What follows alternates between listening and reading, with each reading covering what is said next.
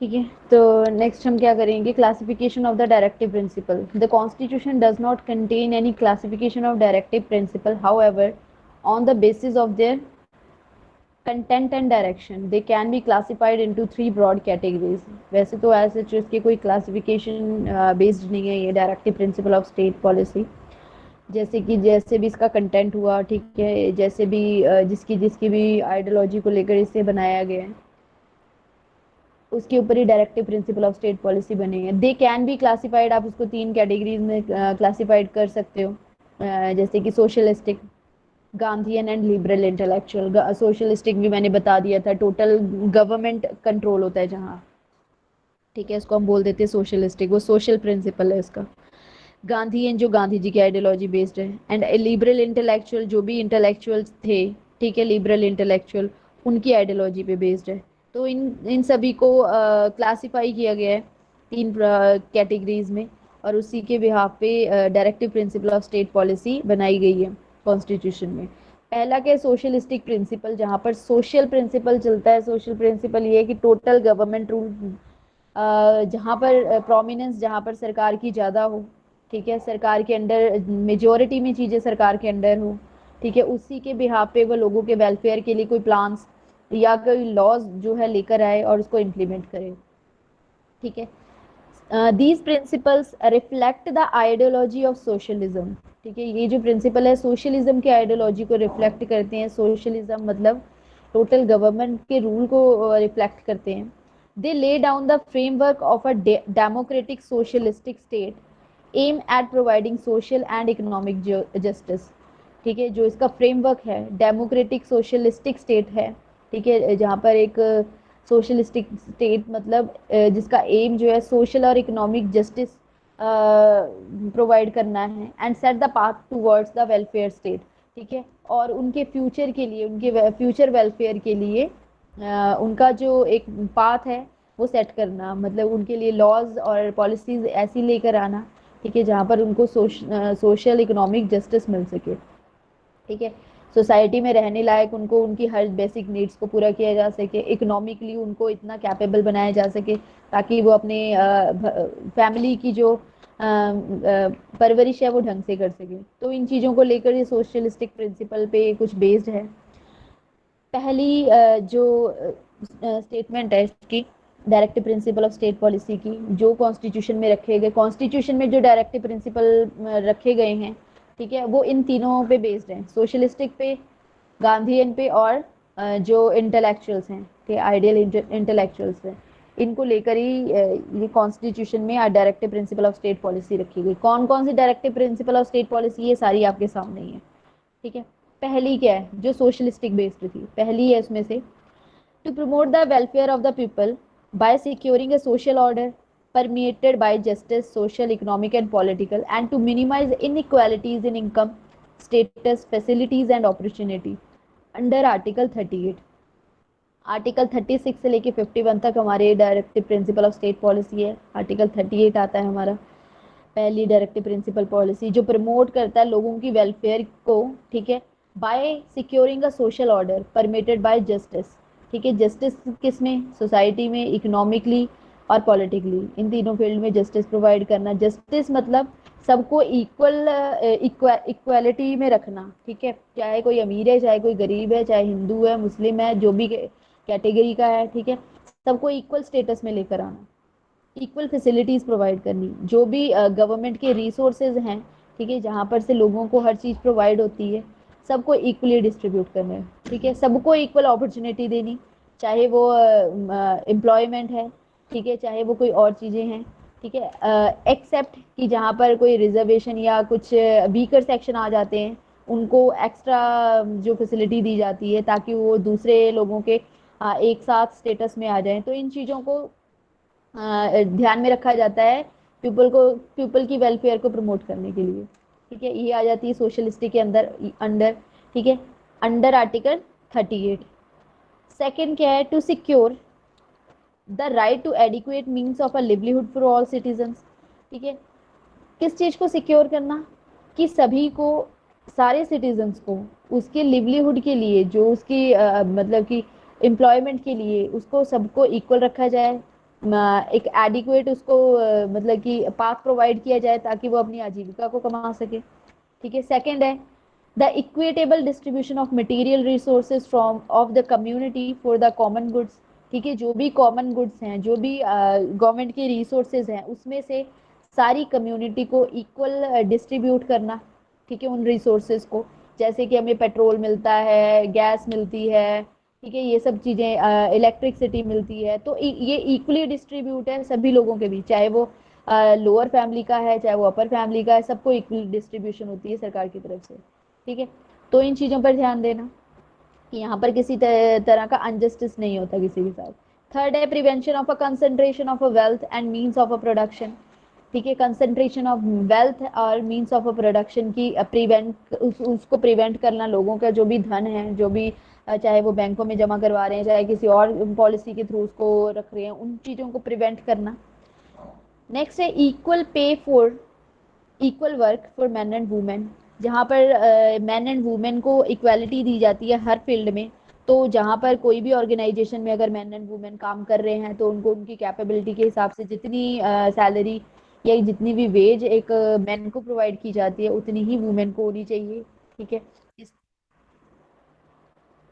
ठीक है, तो यहाँ पर इक्वालिटी की बात की गई है, यहाँ पर सोशल जस्टिस की बात की गई है। नेक्स्ट है prevention of the health and strength of workers and children against forcible abuse. जहाँ कहीं भी किसी वर्कर की, किसी इंसान की या बच्चों की, ठीक है, जो छोटे बच्चे होते हैं, उनकी कैपेबिलिटी नहीं है और उनको फोर्सफुली आप किसी वर्क में धकेलो, तो उन चीज़ों को प्रिवेंट करना। ठीक है, ये आ जाता है directive principle of state policy के अंदर। लास्ट है opportunities for healthy development of children.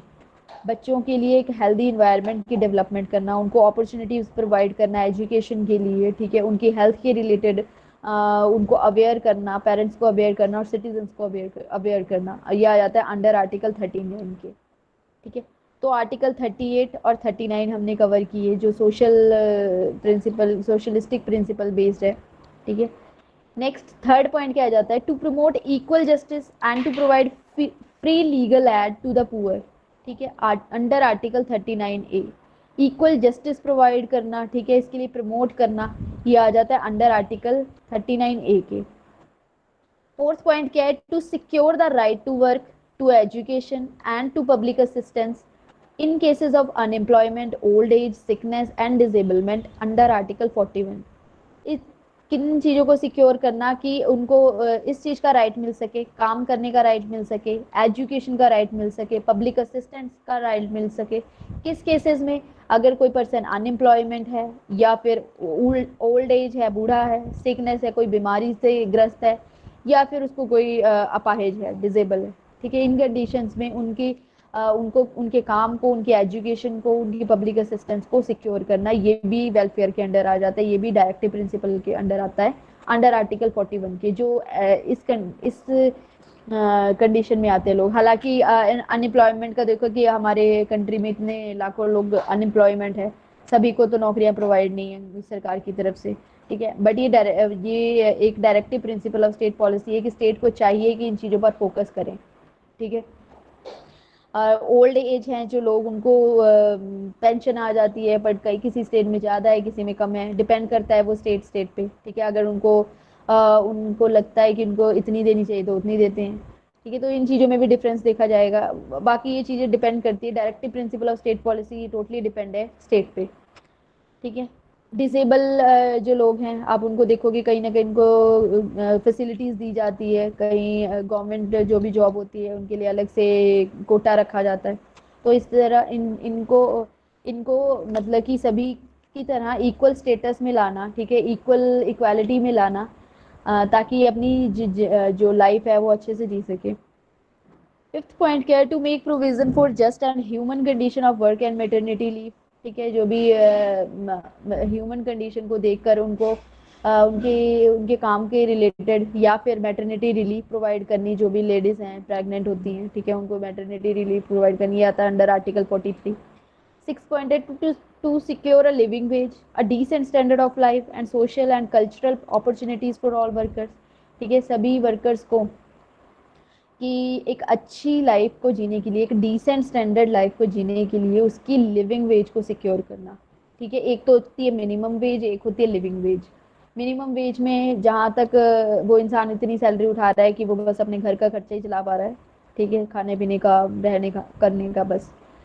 और जो लिविंग वेज होती है उसमें है कि वो अपने बच्चों को पढ़ा भी सकता है, उनकी लाइफ के आगे उनकी फर्दर स्टडी के लिए उसके पास इतनी इनकम हो, ठीक है, तो उसको हम बोल देते हैं लिविंग वेज। और स्टेट का ये मतलब कि राइट बनता है कि लोगों को वो एक लिविंग वेज, उनकी लिविंग वेज को सिक्योर करे ताकि वो एक डिसेंट स्टैंडर्ड लाइफ को जी सके। ठीक है, सेवेंथ पॉइंट क्या है, to take steps to secure the participation of workers in the management of the industries.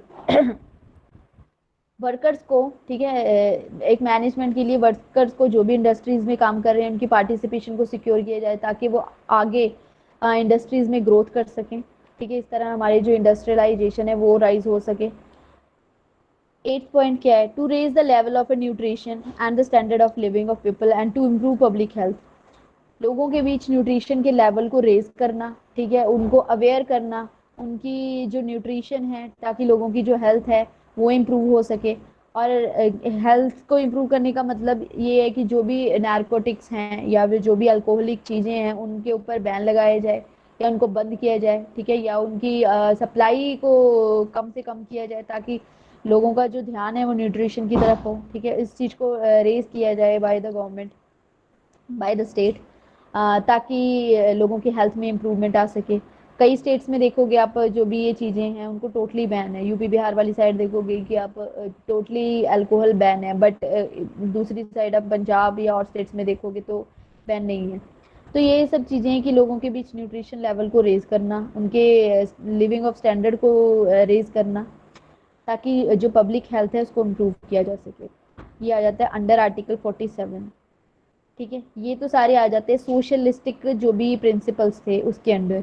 ठीक है, जहाँ पर सरकार का, गवर्नमेंट की प्रोमिनेंस ज़्यादा होती है और जो भी डायरेक्टिव प्रिंसिपल बनाए गए, ठीक है, इनके बेस्ड। नेक्स्ट आ जाता है गांधीयन प्रिंसिपल। गांधीयन प्रिंसिपल जो गांधी जी की आइडियोलॉजी बेस्ड है, these principle are based on a Gandhian ideology. They represent the programme of a reconstruction enunciated by the Gandhi during the national movement. ठीक है, जितनी भी उन्होंने अपनी लाइफ में नेशनल मूवमेंट की, हर एक रूरल एरियाज में गए, ठीक है, अर्बन एरियाज में गए, लोगों के विचार को उनको उन्होंने डिस्कस किया, जो लोगों की डिमांड थी, जो उनकी रिक्वायरमेंट थी, जो उनकी उनके एक स्टैंडर्ड लाइफ जीने की जो भी रिक्वायरमेंट थी उनको सुना। ठीक है, और उसके हिसाब से उन्होंने अपनी जो आइडियोलॉजी बनाई और जो सरकार के सामने डिमांड रखी कि ऐसी चीज़ें होनी चाहिए। In order to fulfil the dreams of Gandhi ji, अब यहाँ पर गांधी जी के ड्रीम को पूरा करने के लिए जो भी उनकी आइडियोलॉजी है उसको as a directive principle of state policy enumerated किया गया कॉन्स्टिट्यूशन में। ठीक है, some of his ideas were included as a directive principles. पहला क्या है, to organize village panchayat and endow them with the necessary powers and authority to enable them to function as a units of a self government। ठीक है, under article 40। ठीक है, अब ये आप ये बात ले लो कि जो भी 3 टियर गवर्नमेंट का जो भी प्रोविजंस थी उनको इन चीज़ों को ध्यान में रखते लाया गया कि गांधी जी का कहना था कि विलेज पंचायत में, ठीक है, जो भी रूरल एरियाज में जो भी पंचायत सिस्टम होता है, ठीक है, उसको एज अ सेल्फ गवर्नमेंट यहाँ पर नियुक्त किया जाए, इस चीज़ को ख़त्म ना किया जाए ताकि ताकि क्योंकि जो वहाँ के रूरल एरियाज के लोग होते हैं उसके उसको एडमिनिस्ट्रेट करने के लिए वहाँ के जो सीनियर पर्सन है, ठीक है, सीनियर अथॉरिटी वो ज़्यादा बेटर जानती है। तो इन चीज़ों को भी पर भी ध्यान दिया जाए, तो एक विलेज पंचायत ऑर्गेनाइज की जाए, ठीक है, उनको एक प्रॉपर पावर दी जाए ताकि इस तरह के फंक्शन को वो रन कर सकें। ठीक है, कहने का मतलब सेल्फ गवर्नमेंट। सेकेंड है, ठीक है, 3 टियर गवर्नमेंट के अंदर आती है जो। सेकेंड है to promote cottage industries on an individual or corporation basis in a rural areas. उस टाइम आपको पता है कंट्री में कॉटन इंडस्ट्री काफ़ी ज़्यादा थी, सबसे पहले तो मतलब कि यही जो कारोबार है शुरू हुआ। तो उन्होंने इस चीज़ को भी प्रमोट किया कि रूरल एरियाज में लोगों की लिवलीहुड के लिए कॉटन इंडस्ट्री ज़रूर होनी चाहिए। ठीक है, ये किया अंडर आर्टिकल 43। हालांकि ऐसा हर जगह इम्प्लीमेंट तो नहीं है, ठीक है, बट उन्होंने इस directive principle of state policy को एज अ 43 अंडर 43 आर्टिकल इसको इम्प्लीमेंट किया। थर्ड है to promote voluntary formation, autonomous functioning, democratic control and professional management of a corporative society under article 43B। Voluntary formation को promote करना, autonomous functioning को promote करना, democratic control and professional management of corporative society को promote करना। Corporative society management professional, ठीक है। मतलब अगर किसी एरियाज में, किसी टाउन में 4-5 लोग हैं जिनका मतलब ट्रेड अच्छा है, ठीक है। सपोज किसी के कोई ट्रेड अच्छा कर लेता है और दूसरा पर्सन मतलब कि जिनकी बाकी लोगों से, ठीक है, बिजनेस करने की या काम करने की कैपेबिलिटी है, दूसरे की फाइनेंस को कंट्रोल करने की कैपेबिलिटी है, ठीक है। थर्ड पर्सन की ट्रांसपोर्ट करने की कैपेबिलिटी अच्छी है, बट सेम टाउन से हैं वो लोग। तो एक कॉर्पोरेटिव सोसाइटी को क्रिएट करें वो 4 लोग, ठीक है, रादर देन कोई आउटसाइड का पर्सन उनमें इन्वॉल्व हो और उनको उनके बीच धोखाधड़ी का सिस्टम हो। इस तरह एक कॉर्पोरेटिव सोसाइटी को उन्होंने प्रमोट किया कि एक कॉर्पोरेटिव सोसाइटी हो, ठीक है, ऑटोनॉमस फंक्शनिंग हो, ठीक है, अपने में ही वो 4-5 लोग हैं अपने ही एरिए को डेवलप करने के लिए एक सिस्टम से काम को चलाएं, ठीक है, कोई भी बिजनेस को चलाएं। वॉलंटरी फॉर्मेशन को उन्होंने प्रमोट किया। तो इस तरह कोई भी बिजनेस को रन करना चाहिए ताकि दूसरा आउटसाइडर आकर उनके बीच में फ़ायदा ना उठा सके, ठीक है। एक टाउन के अपने ही 4 लोग होंगे तो एक दूसरे की सुनेंगे, काम कहीं बाहर नहीं जाएगा, ठीक है। तो ये आ जाता है अंडर आर्टिकल 43B के, जिन गांधी जी के आइडियोलॉजी पे बेस्ड है, जो कि नेक्स्ट पॉइंट आ जाता है to promote the educational and economic interest of SC/STs and other weaker section of the society and to protect them from social injustice and exploitation under article 46। Promote करना educational and economic interest को SC/ST के। हालांकि SC/ST को already provision दी गई है इनको reservation की, ठीक है, चाहे वो प्रमोशन की फील्ड हो, चाहे वो जॉब की फील्ड हो, चाहे वो एजुकेशन की फील्ड हो, ठीक है। बट यहाँ पर इस चीज़ को गांधी जी ने प्रमोट किया। सरकार अगर चाहे, स्टेट अगर चाहे, ठीक है, तो वो इनको इन चीज़ों में रिजर्वेशन दे सकता है, प्रमोशन देने का प्रावधान डाल सकता है। अगर वो चाहे तो डाल सकते हैं, अगर नहीं, अगर ना चाहे तो नहीं डाल सकते। जैसे कि अगर पंजाब के लोग SC/ST को कोई रिजर्वेशन या कुछ प्रोवाइड कर रहे हैं तो वो उनकी मर्जी है, अगर यूपी वाले नहीं कर रहे तो वो तो उनकी मर्जी है। पर फोर्सफुली किसी के ऊपर किसी भी स्टेट के ऊपर ये दबदबा मेन सेंटर की सरकार नहीं बना सकती कि आपको इस तरह करना है, ठीक है। ये directive principle of state policy के अंदर आता है। हालांकि ऑलरेडी जो चीज़ें हैं वो इनको जो भी फैसिलिटी है, SC/ST हो गए, विकर सेक्शन हो गए सोसाइटी के, ताकि उनको एक डिसेंट लाइफ जीने के लिए और एक इक्वल स्टेटस पे लाने के लिए बाकी लोगों के, और उनकी इकोनॉमिक कंडीशन को सही करने के लिए, उनकी एजुकेशन कंडीशन को सही करने के लिए उनको प्रमोट किया गया ताकि वो सोशल इनजस्टिस और एक्सप्लॉयटेशन से प्रोटेक्ट हो सके, ठीक है। सोसाइटी में जो उनको इक्वल स्टेटस नहीं मिलता, ठीक है, लोगों की तरफ से, या फिर उनके साथ किसी तरह का एक्सप्लॉयटेशन होता है कास्ट सिस्टम को लेकर या रिलीजन को लेकर या फिर जो भी चीज़ें हैं, ठीक है। Fifth point to prohibit the consumption of intoxicating drinks and drugs which are injurious to health.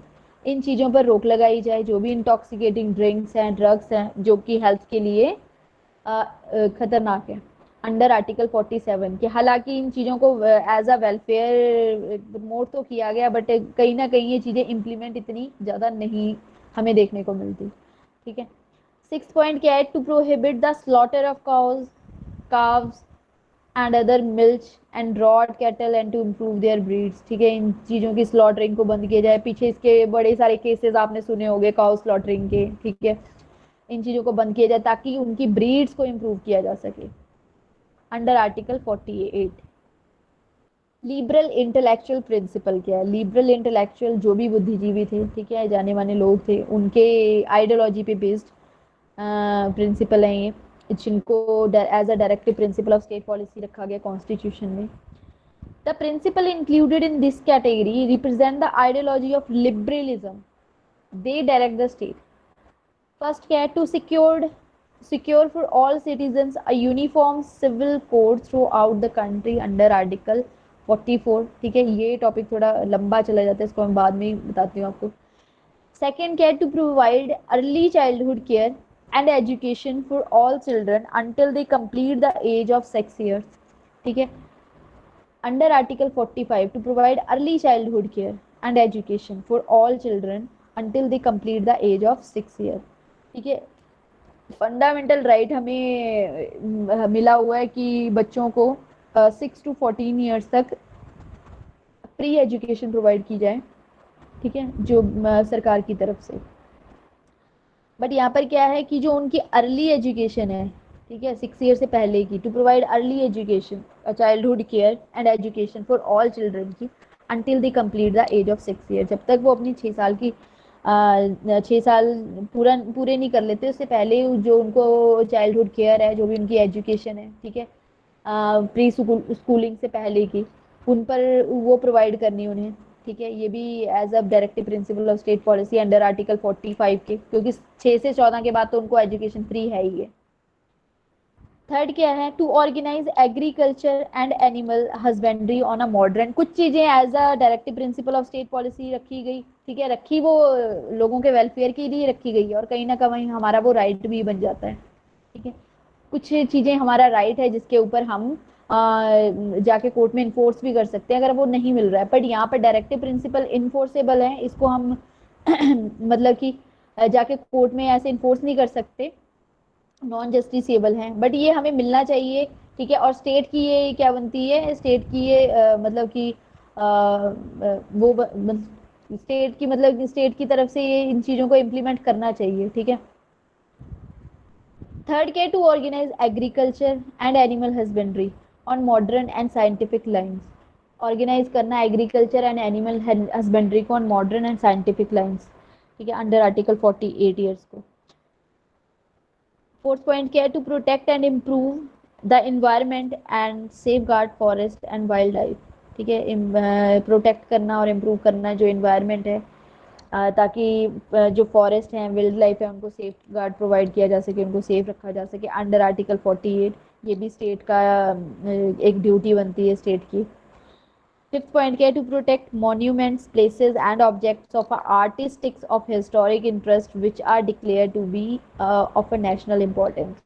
ठीक है, प्रोटेक्ट करना जो भी हमारे रिच हेरिटेज हैं, मॉन्यूमेंट्स हैं, प्लेसेस हैं, या ऑब्जेक्ट्स हैं. ठीक है, जो भी हिस्टोरिकल ऑब्जेक्ट्स हैं, उन सभी को जो कि as a national wealth declare किए गए हैं, उनके ऊपर ध्यान देना, उनको प्रोटेक्ट करना, ये भी स्टेट की एक ड्यूटी बन जाती है. नेक्स्ट है, to separate the judiciary from the executive in the public services of the state under article 40. ठीक है, सेपरेट द जुडिशरी सिस्टम आपने देखा है अलग है. ठीक है, जो भी हमारी से हाई कोर्ट, सुप्रीम कोर्ट है या डिस्ट्रिक्ट कोर्ट्स है, फ्रॉम द एग्जीक्यूटिव से अलग रखना इन द पब्लिक सर्विसेज में of the state under article 50. Last point है, to promote international peace and security and maintain just and honourable relation between nations, to foster respect for international law and treaty obligations, and to encourage settlement of international disputes by arbitration under article 51. International peace को promote करना, ठीक है, and security को and maintain करके रखना, honourable relation दूसरी जो countries हैं उनके साथ, to foster respect for international laws and treaty obligations, and to encourage settlement of international disputes by arbitration under article 51. ठीक है, ये सारी जो थी वो लिबरल इंटेलेक्चुअल प्रिंसिपल्स थे. ठीक है, हालांकि यहाँ पर वेलफेयर की एज सच कोई खास बात नहीं है, बट इन चीज़ों को प्रमोट करना ये भी स्टेट का राइट बनता है कि वो लोगों को इन चीज़ों के लिए अवेयर करे. ठीक है, बाकी जो मिक्सअप है, सोशलिस्टिक प्रिंसिपल्स हो गए, गांधीन प्रिंसिपल हो गए, जहाँ पर मेनली जो है लोगों के वेलफेयर के लिए चीज़ों को इम्प्लीमेंट किया जाए. ठीक है, तो ये सारे क्लासिफिकेशन थी जो 3 आइडियोलॉजी पे बेस्ड थी, तो और ये सारी directive principle of state policy भी हैं. ठीक है, तो इनको ध्यान से पढ़ लेना कौन सा आर्टिकल किस चीज़ को कवर करता है. नेक्स्ट हम लिबरल इंटेलेक्चुअल प्रिंसिपल भी हमने पढ़ लिया. ठीक है, नेक्स्ट हम पढ़ेंगे न्यू डायरेक्टिव प्रिंसिपल कौन कौन से हैं. After 42nd Amendment Act of 1976 added 4 new directive principles to the original list. They require the state. ठीक है, चलो इसको हम कल ही कवर करते हैं, अभी टाइम भी हो रहा है हमारा.